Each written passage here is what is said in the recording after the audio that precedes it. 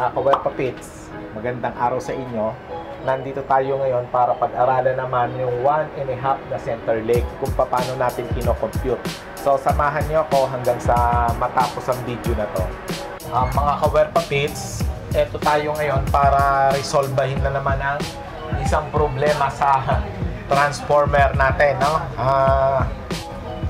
Na in-order ng ating isang ka-Werpapits. So ang input niya ay 220 na meron ding 230 volts input yan. So ang output niya is 25, 0, 25 at 10 amperes. At merong 12 volts, 1 ampere, 12 volts, 1 ampere na ang gagamitin nating core ay 1.5 by 2. So 1.5 yung center leg, 2 inches naman yung kanyang kapal. So tingnan natin paano natin re-resolbahin to. Okay. One, hanapin natin yung tinatawag na area of core. So number 1, AC, area of core. So 1.5 center leg times 2 inches na kapal is equal to 3. So 3 ang ating area ng core. So number 2, yung ating turns per volt. So, ganun uli, may constant tayong 6. And then, divided by area ng core, 3 is equal to 6 divided by 3 is equal to 2.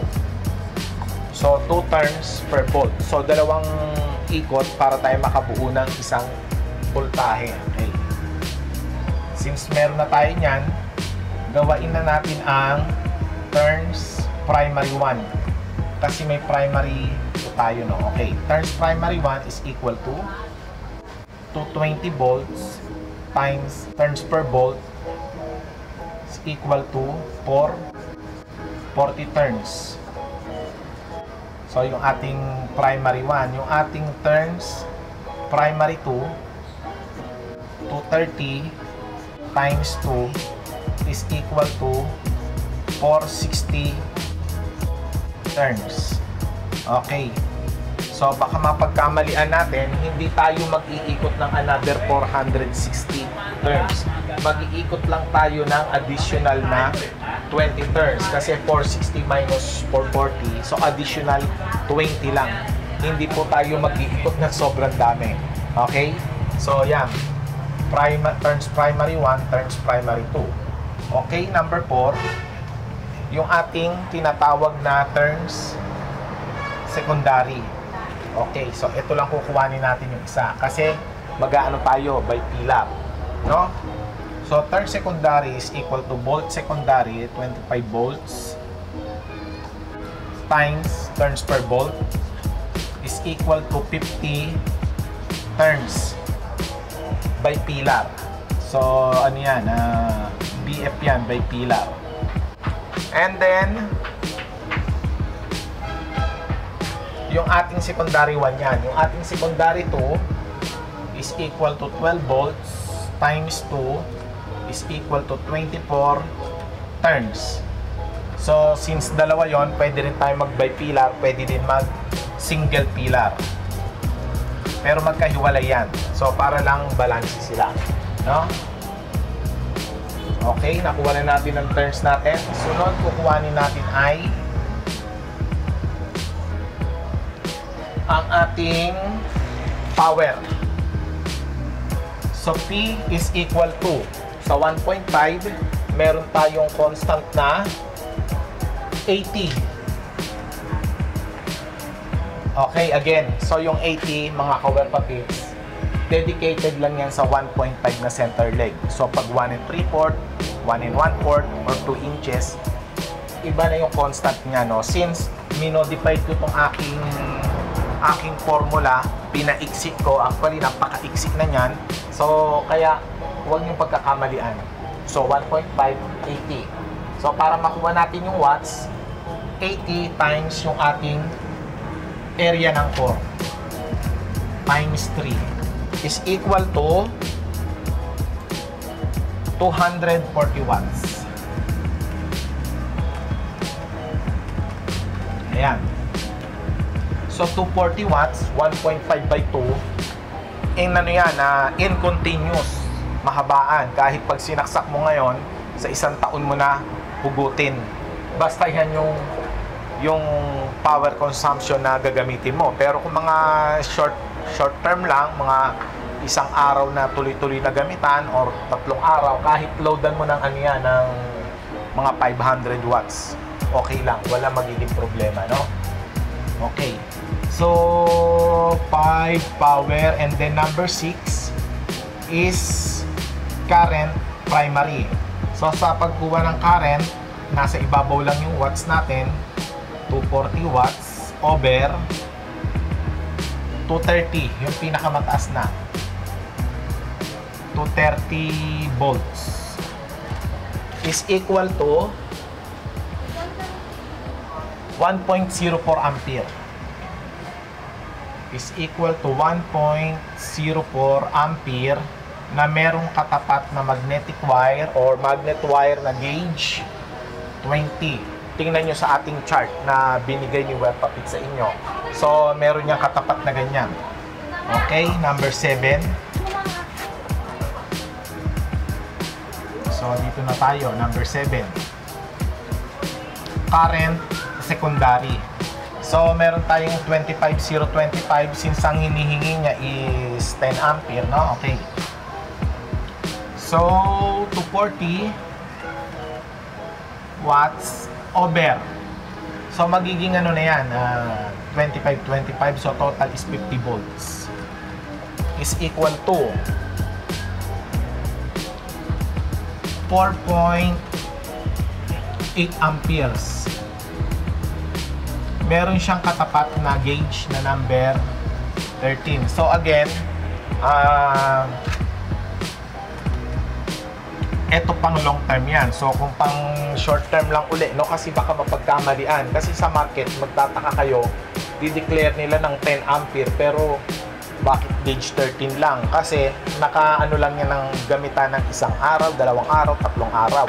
So, hindi kagaya kasi nito, yung formula ko, naka-compute to sa ano, sa industrial use. So, pag sinaksak, ang hugot niyan, pag nag-brown out na lang. So, gano'n, no? Kaya wala kayong magiging problema kahit gamitin natin yan sa mas mataas na kanyang capacity. Okay, since na-compute na natin, no? And then, meron tayong 12 volts. Ito na yung kanyang magiging schematic.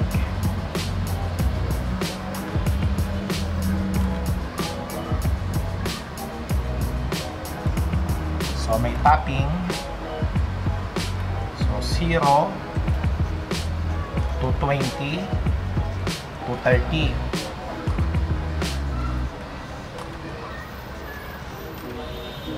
$25 volts, 0, 25 volts, 0, 12, 0, 12. So, meron tayo ditong gauge sa primary, gauge 20.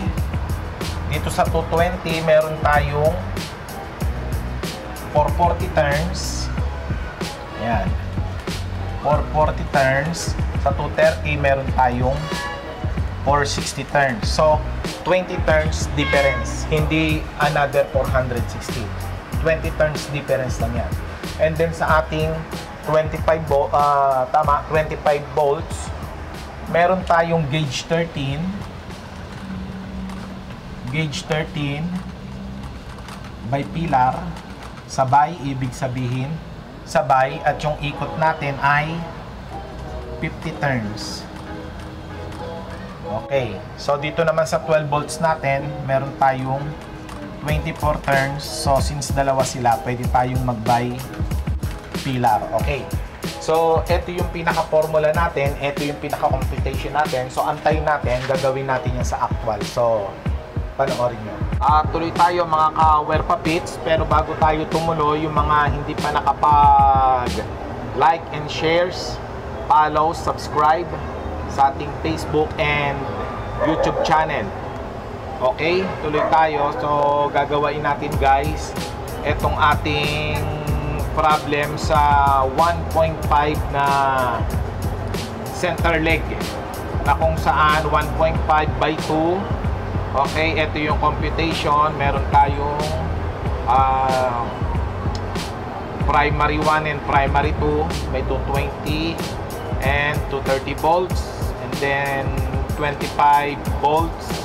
Center tap, 10 ampere. Saka 12-0 na 1 ampere. Ito yung ating ia-actual ngayon. No, na kung saan, simulan natin. Ito yung ating tinatawag na bobbin. So merong bobbin na isang diretso lang, meron naman na may putol. So dito yung primary, dito yung ating secondary. So sukatin natin 1.5 yung kanyang center leg. Ayan. And then 2 inches yung kanyang lapad, yung kapal ng core. Okay. So maluwag yan guys pagka kinabit natin. Ayan. Kaya kailangan natin ng pampasikip. Ayan yung sinasabi kong moldy na mga kahoy. At ang gagamitin nating mallet, ayan, pwedeng rubber mallet.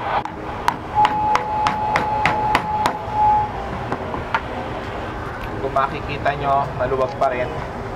So pwede nating i-adjust yan. Lalagyan natin ng pampasikip na kung tawagin ay red fiber para hindi siya pagalaw-galaw.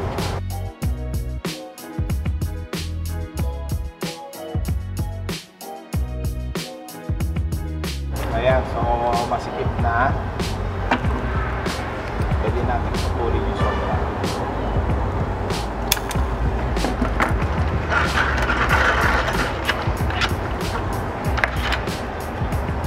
Salang sa rewinding machine.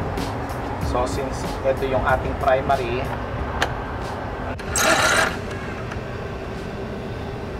ayan, kailangan stable.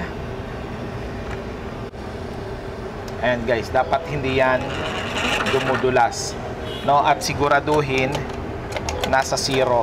Ayan, so naka 0 na.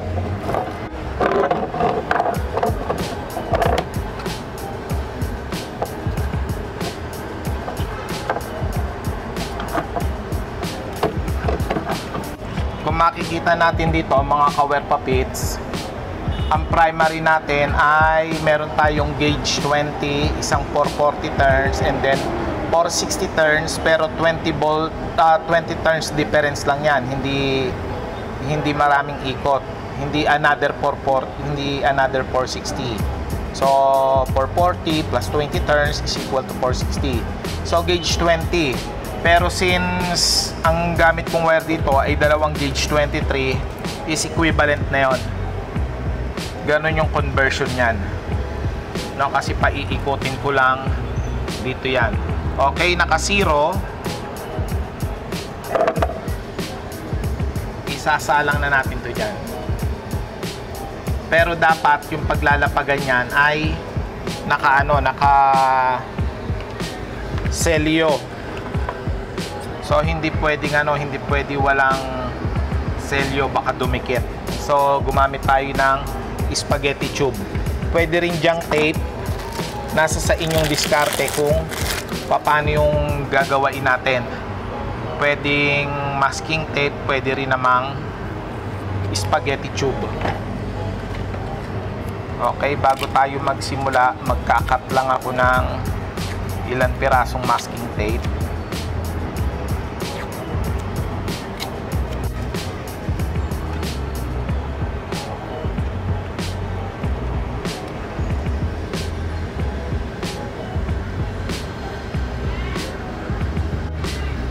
Ayan, makikita ninyo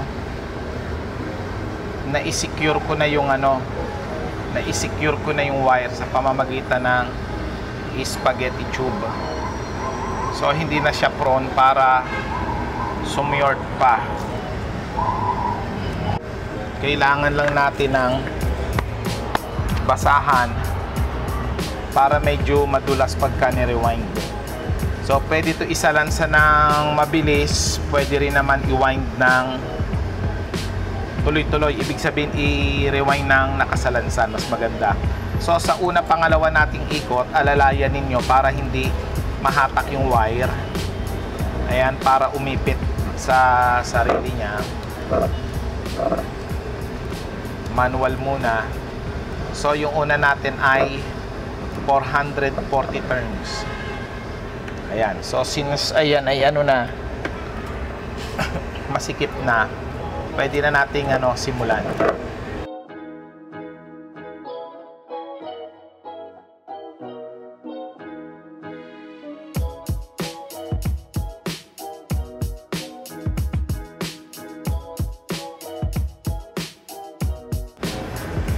Ayan, makikita natin nasa 442.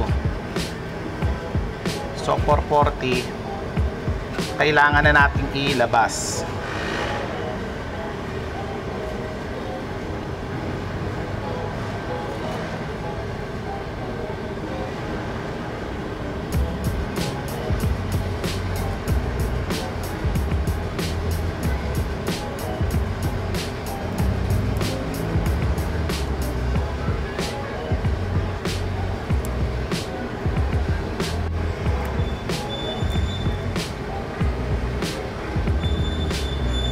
Okay, so 440 plus 20 turns is 460. So ganun lang uli. Medyo alalay lang sa pagre-rewind kasi maluwag pa yung winding niyan.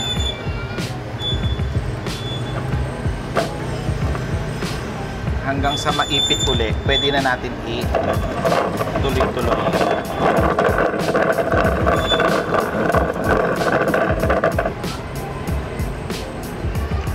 Ayan, 460 na siya. So, tapean lang natin para hindi ko mawala.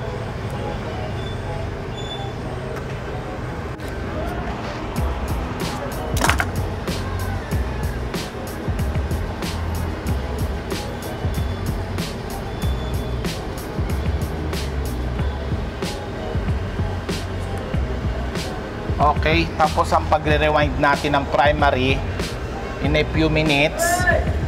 And then kailangan lang natin tandaan mga ka-werpapits na etong winding natin dapat hindi lalagpas dito. Ayan, pag tiningnan natin, sakto siya. So since hindi pa napipit-pit yan, pero pag pinalo pa natin pababa yan, mas magiging na yan, tama. Pero makikita nyo yan, bigyan ko kayo ng konting idea. Dito nyo makikita sa kanto na to, kung kalimitan kung nasaan yung lalim ng winding nyan, yun din halos yung kalalabasan ng portion dito kasi medyo malambot lang yan. So papaluin pa. Punta tayo sa ating secondary winding. Okay, punta tayo sa secondary natin. Gauge number 13, 50 turns by pillar, sabay. So pero this time single pillar lang gagamitin ko, isang piraso lang. Ngayon sa mga beginners, mas maganda mag by pillar kayo kasi sumobra man o kumulang, at least balance yung voltahe.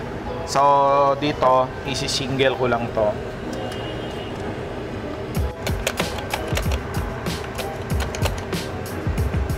Kailangan kasi sakto yung natin, settings natin ng 0.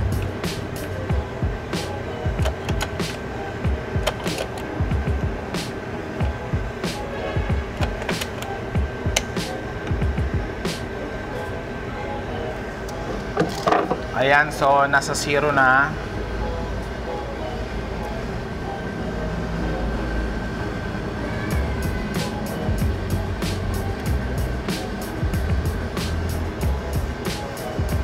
Eto, mataba na to. Since mataba, hindi natin pwede ituloy-tuloy yan. So, ano siya, mano-mano. Ihilain lang natin para mas maganda yung lapat ng wire.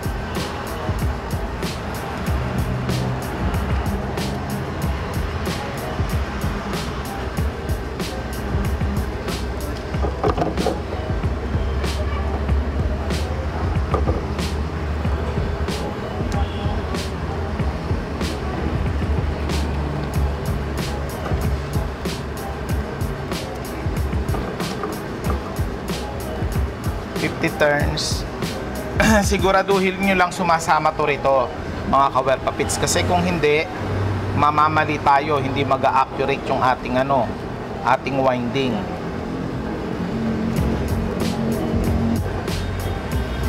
Ayan, naka first layer tayo. So makikita nyo almost 16 turns or 15 turns. So anticipated natin na 3 mahigit na patong yung ating makokonsumo.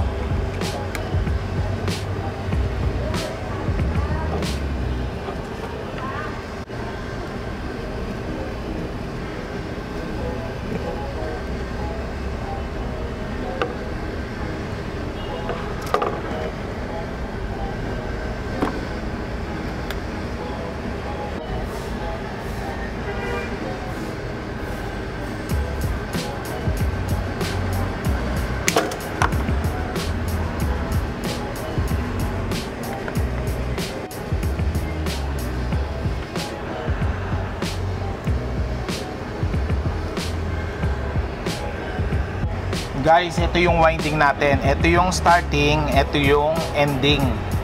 So pag nagsimula na naman tayo, lalabas another starting, ending. So kaya mangyayari dyan, start, end. Okay?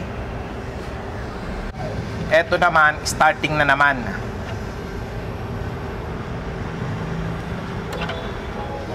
Ayan, kaya kung makikita ninyo, magkasama yung ending saka starting ng pangalawang coil natin.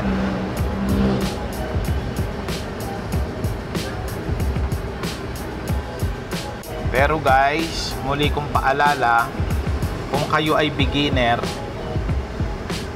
dapat by pillar nyo na lang, kasi worse sa ganito yung sila maging unbalance. So yung isa sobra ng isang ikot, yung isa kulang. So magkakaroon sila ng difference sa voltahe niya.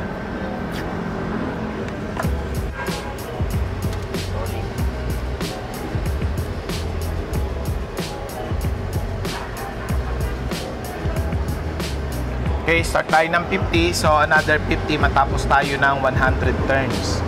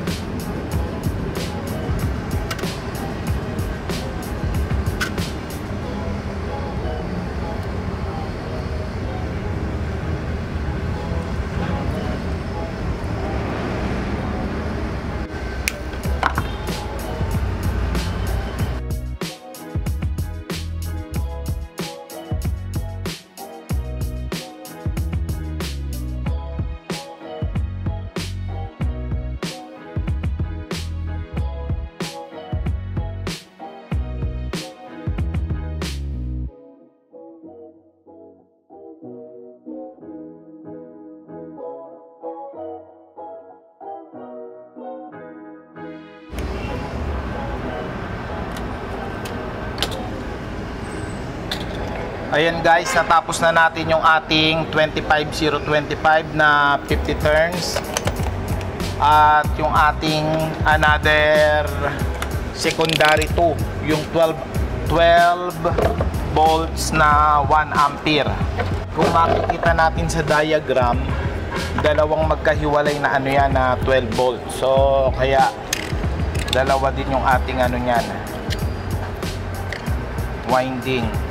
So since mapayat lang yan, 1 ampere, matulin lang i-rewind yan. And then after natin ma-rewind, dun tayo sa pagkakabit ng terminal.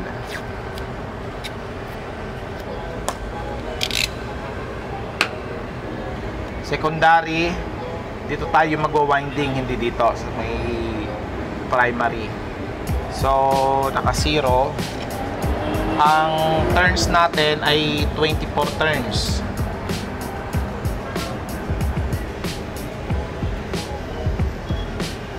Pwede tayo maglagay dito.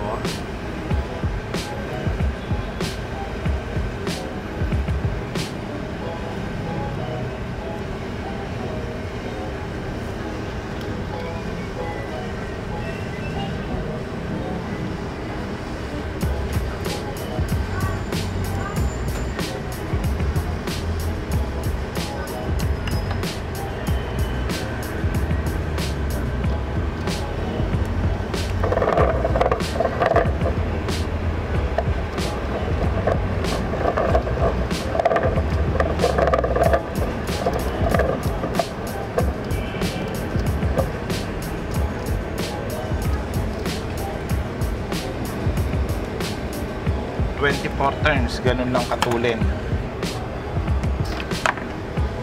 So ito na yung isang 12 volts. Another isa pang 12 volts.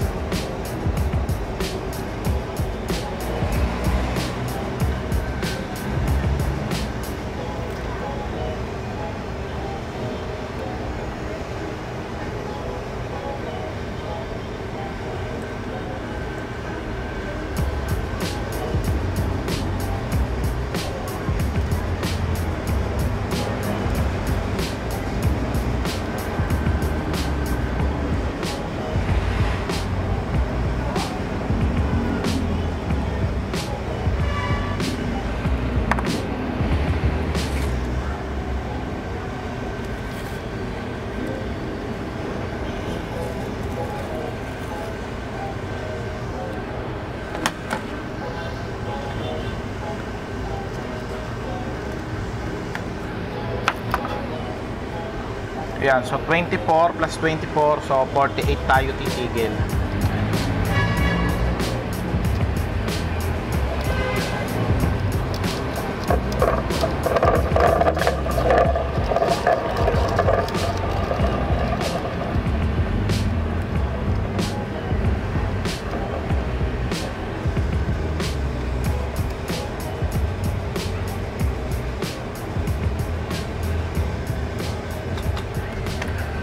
Ayan guys, natapos na natin yung pagwa-winding natin. Ito na yung dalawang 12 volts. Ang sunod na lang natin problema is yung paglalagay ng terminal and then yung paglalagay ng core. So sundan nyo guys hanggang sa matapos natin tong video natin.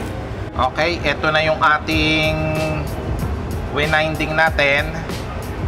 Ito na yung 0.25, 0.25. So pag pinagdikit to, 25, 0.25. And then 12.0, 12.0 na 1 ampere. And then yung ating primary, 0 to 20, saka yung 230 na tapping. So ganyan lang kasimple yan. Pipit-pitin na lang yan. And then lalagyan ng terminal, lalagyan ng wire, and then lalagyan ng core.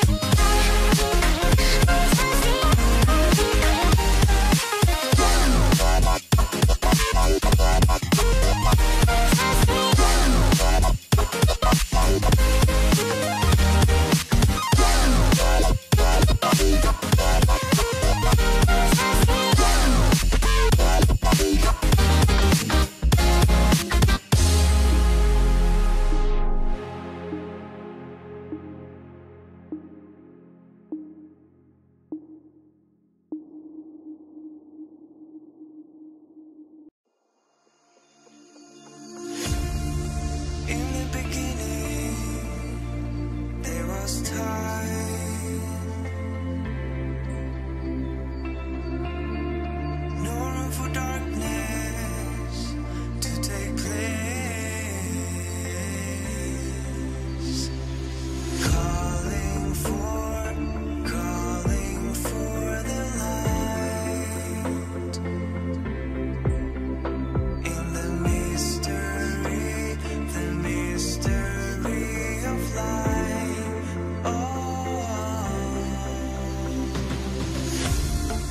Every night has come to this. On every star we'll make a wish. All my life I fought for this, a new beginning.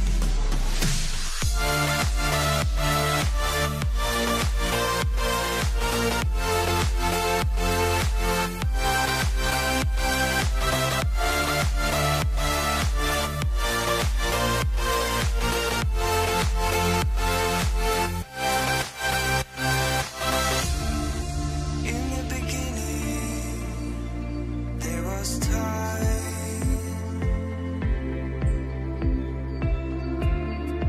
no room for darkness to take place. Calling for the light